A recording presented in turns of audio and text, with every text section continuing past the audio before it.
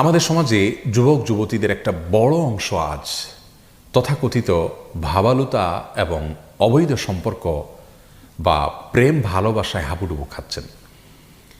মুসলিমদের সন্তানরা যখন এই হারাম কাজে লিপ্ত হচ্ছেন, শয়তান তাদের কাছে নানা মুখরোচক স্লোগান তুলে ধরছে এবং শয়তান তার শয়তানি বিভিন্ন যুক্তি তুলে ধরছেন। তেমনি একটি যুক্তি অনেক আমাদের যুবক যুবতীদের কাছে শয়তান তুলে ধরেছেন, আর সেটা হলো যে অনেক যুবক যুবতীরা আজকাল মনে করেন যে বিবাহ বহির্ভূত যে অবৈধ সম্পর্ক করা হয়, তথাকথিত প্রেম ভালোবাসা করা হয়, এটার পরে যদি তারা একে অন্যকে বিয়ে করে নেন তাহলে প্রেম ভালোবাসার কারণে তারা যে গুনাহে লিপ্ত হয়েছেন সেটি হালাল হয়ে যাবে।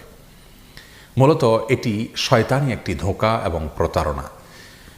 একজন মুসলিমের জন্য আল্লাহ রাব্বুল আলামিনের প্রতিটি নির্দেশকে মানা এবং নিষিদ্ধ বিষয় থেকে দূরে থাকা এটা তার জন্য আবশ্যক এবং ফরজ।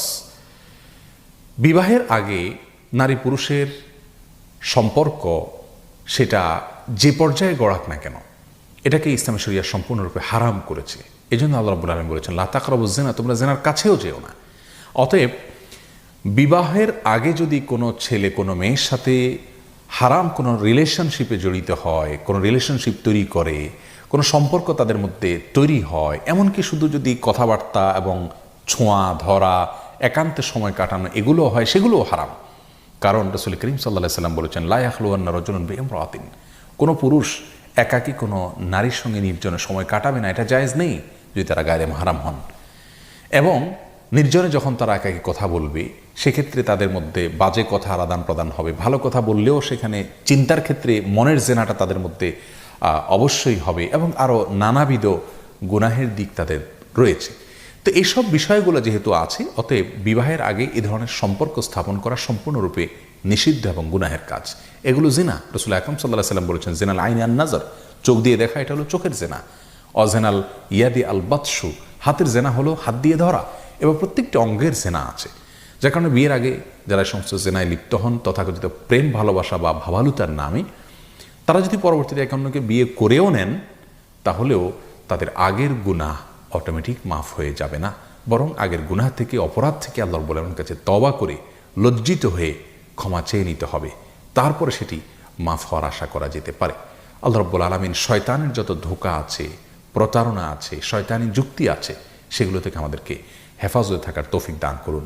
আমার প্রিয় যুবক যুবতী ভাই বোনদেরকে বলতে চাই, বিবাহ বহির্ভূত সম্পর্ক এটা নিষিদ্ধ একটি সম্পর্ক, হারাম একটি সম্পর্ক।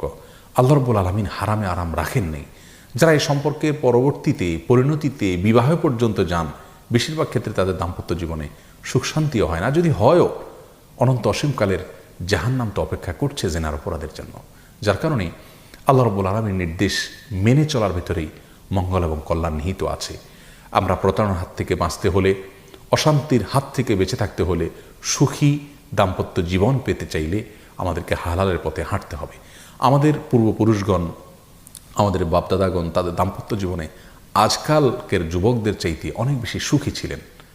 তারা কিন্তু তথাকথিত ভাবালুতায় ডুবে যেতেন না, তারা হালাল সম্পর্ক স্থাপন করতেন। তাদের পারিবারিক জীবন, দাম্পত্য জীবন আমাদের চাইতে অনেক ভালো গেছে, অনেক বেশি সুখী ছিলেন তারা। আজ আমরা সুখে থাকার ভান করি, কিন্তু সে সুখ আমাদের মাঝে নাই। বিবাহ বিচ্ছেদের হার প্রচুর পরিমাণে বেড়ে চলেছে।